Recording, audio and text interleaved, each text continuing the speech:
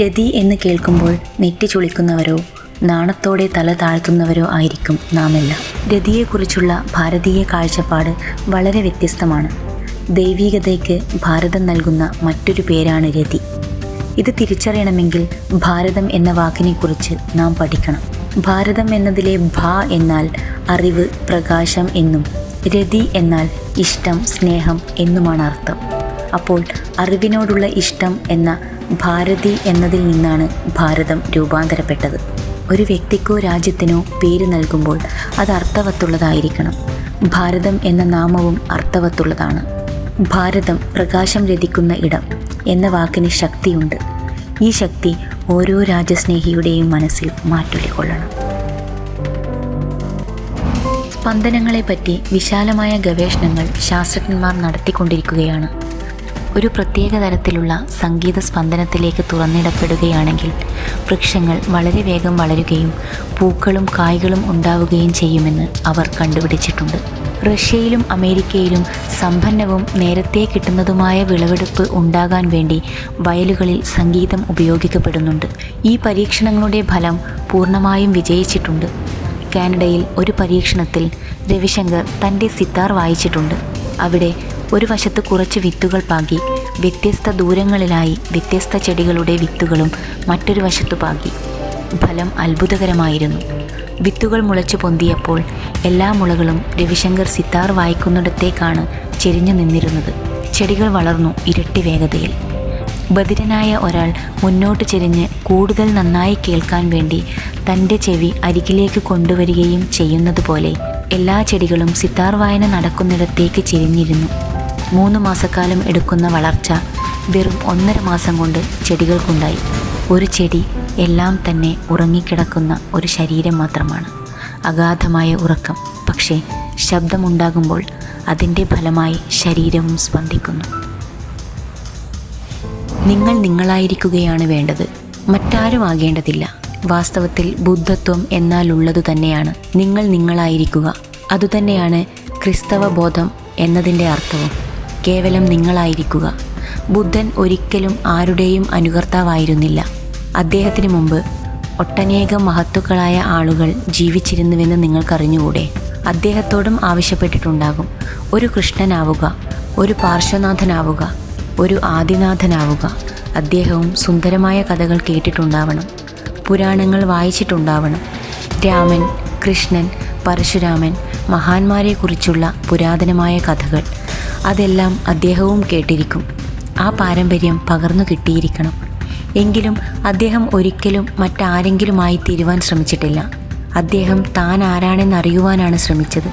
ഒരിക്കലും ഒരു അനുകർത്താവാകുവാൻ അദ്ദേഹം മുതിർന്നില്ല.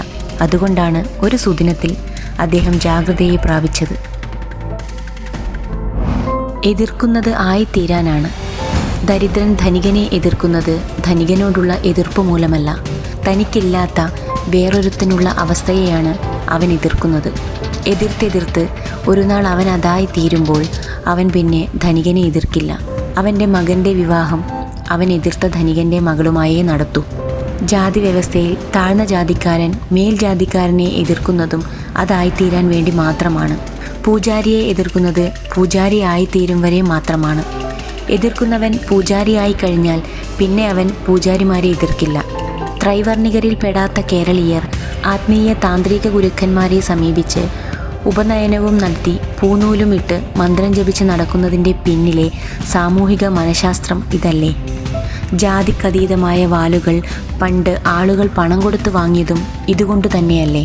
അഴിമതിയെ എതിർക്കുന്നവൻ എതിർത്ത് ഒടുവിൽ അഴിമതിക്കാരനാകുമ്പോൾ പിന്നെ അവൻ അഴിമതിക്കാരെ എതിർക്കില്ല. എല്ലാം മനസ്സിൻ്റെ കളികൾ മാത്രം.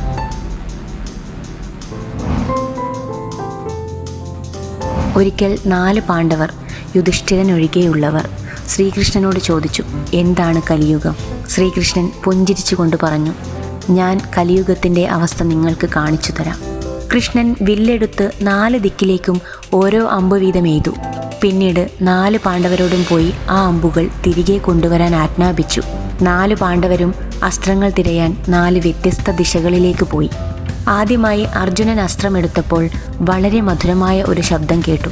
തിരിഞ്ഞു നോക്കിയപ്പോൾ ഒരു കുയിൽ ഇമ്പമുള്ള സ്വരത്തിൽ പാടുന്നത് കണ്ടു. പക്ഷേ അത് ജീവനുള്ള ഒരു മുയലിൻ്റെ മാംസം തിന്നുന്നു. മുയലാകട്ടെ വേദന കൊണ്ട് പുളയുന്നു. അത്തരമൊരു ചെറു പക്ഷിയുടെ ഇത്തരമൊരു ക്രൂരമായ പ്രവൃത്തി കണ്ട് അർജുനൻ വളരെ ആശ്ചര്യപ്പെട്ടു.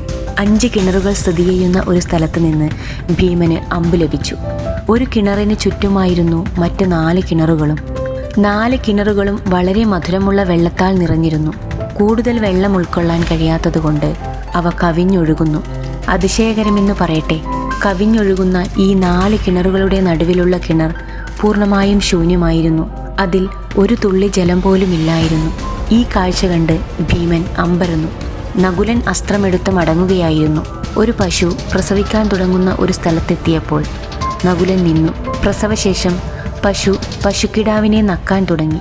പശുക്കിടാവിൻ്റെ ശരീരം മുഴുവൻ നക്കി ശുദ്ധമാക്കിയ ശേഷവും പശു അതിൻ്റെ കുഞ്ഞിനെ നക്കുന്നത് നിർത്തുന്നില്ല. പശുവിൻ്റെ ഉടമസ്ഥർ വന്ന് പശുക്കുട്ടിയെ പശുവിൽ നിന്നും ഫലമായി വേർപെടുത്തി. എന്നാൽ ഈ പ്രവൃത്തിയിൽ പശുക്കുട്ടിക്ക് സാരമായി പരിക്കേറ്റു.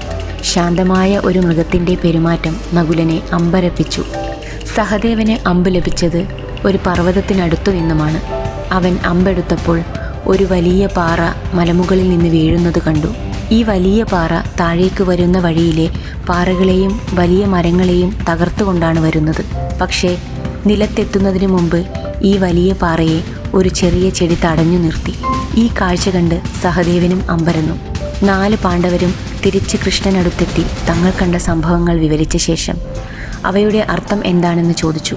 കൃഷ്ണൻ ചിരിച്ചുകൊണ്ട് പറഞ്ഞു തുടങ്ങി. കലിയുഗത്തിൽ പുരോഹിതന്മാർക്ക് വളരെ ആകർഷകമായ പെരുമാറ്റവും മികച്ച അറിവും ഉണ്ടായിരിക്കും. എന്നാൽ അവർ മുയലിനെ കുയിൽ ചെയ്തിരുന്നത് പോലെ ഭക്തരെ ചൂഷണം ചെയ്യും. കലിയുഗത്തിൽ ദരിദ്രർ സമ്പന്നരുടെ ഇടയിൽ ജീവിക്കും. സമ്പന്നർക്ക് ധാരാളം സമ്പത്തുണ്ടായിരിക്കും. അത് യഥാർത്ഥത്തിൽ കവിഞ്ഞൊഴുകും. പക്ഷേ അവർ പാവപ്പെട്ടവർക്ക് ഒരു പൈസ പോലും നൽകില്ല. നിറഞ്ഞൊഴുകുന്ന 4 കിണറുകളും ഒരു തുള്ളി വെള്ളം പോലുമില്ലാതെ നടുവിലെ കിണറും പോലെ കലിയുഗത്തിൽ മാതാപിതാക്കൾ തങ്ങളുടെ കുട്ടികളെ വളരെയധികം സ്നേഹിക്കും. അവരുടെ സ്നേഹം യഥാർത്ഥത്തിൽ അവരെ ചീത്തയാക്കുകയും പശു തൻ്റെ നവജാത കിടാവിനോട് കാണിക്കുന്ന സ്നേഹത്തിന് സമാനമായി അവരുടെ ജീവിതത്തെ നശിപ്പിക്കുകയും ചെയ്യും. കലിയുഗത്തിൽ ആളുകളുടെ സ്വഭാവം പർവ്വതത്തിൽ നിന്നും താഴെ വീഴുന്ന വലിയ പാറ പോലെയാകും. ആരും അവരെ തടയില്ല. എന്നാൽ ചെറിയ ചെടി വലിയ പാറക്കല്ലിനെ കൂടുതൽ വീഴാതെ തടഞ്ഞു നിർത്തുന്നത് പോലെ ദൈവത്തിൻ്റെ നാമത്തിന് മാത്രമേ അവരെ നാശത്തിൽ നിന്നും തടയാൻ കഴിയൂ. നിശ്ചലമായ ജലാശയത്തിൽ ഒരു കല്ല് വീണാൽ മതി പ്രകമ്പനമുണ്ടാകാൻ. ഒരാളുടെ പാഴ്വാക്കുമതി ശാന്തമായ ഇടങ്ങളിൽ അസ്വസ്ഥതയും പരിഭ്രമവും രൂപപ്പെടാം. പല പ്രശ്നങ്ങളും പറഞ്ഞുണ്ടാകുന്നതും പരത്തി വലുതാക്കുന്നതുമാണ്. മതിഭ്രമത്തിൽ നിന്ന് ഉരുത്തിരിയുന്ന വാർത്തകൾ അടിസ്ഥാനരഹിതമാകുമെന്ന് മാത്രമല്ല, അവയെ പിടിച്ചു നിർത്താൻ മനുഷ്യജന്മം മതിയാവുകയുമില്ല. അപവാദങ്ങൾക്ക് അകമ്പടി സേവിക്കുന്ന ആൾക്കൂട്ടം വളരെ പെട്ടെന്ന് രൂപപ്പെടും. തനത് ചേരുവകൾ കൂട്ടിക്കലർത്തിയാകും ഓരോരുത്തരും അവയെ കൈമാറ്റം ചെയ്യുക. യഥാർത്ഥ സംഭവവും പ്രചരിപ്പിക്കപ്പെട്ട വിവരങ്ങളും തമ്മിൽ പുലബന്ധം പോലും ഉണ്ടാകില്ല. പ്രചാരണ സാധ്യതയുള്ളത് നുണകൾക്കാണ്. അസംബന്ധം പരക്കുന്ന അതേ വേഗതയിൽ സത്യം വ്യാപിച്ചിരുന്നെങ്കിൽ രക്ഷപ്പെടുമായിരുന്ന ഒട്ടേറെ ജീവിതങ്ങളുണ്ട്. തെറ്റുകളിലേക്ക് ചൂണ്ടപ്പെടുന്ന വിരലുകൾ നന്മയിലേക്ക് കൂടി ചൂണ്ടിയിരുന്നെങ്കിൽ തെറ്റിപ്പോയ പലർക്കും തിരിച്ചുവരാൻ ഒരു കാരണം ലഭിക്കുമായിരുന്നു. കേൾക്കാൻ ആളില്ലെങ്കിൽ എല്ലാ കിംവദന്തികളും അവസാനിക്കും. വിവേചിച്ചറിയുന്നവൻ്റെ കർക്കശമായ ഇടപെടലിൽ വിവാദം തിരിച്ചു നടക്കും. ഒരാൾ ആരാണെന്ന് മനസ്സിലാക്കാൻ അയാൾ എന്താണ് പറഞ്ഞു നടക്കുന്നതെന്ന് അറിഞ്ഞാൽ മതി.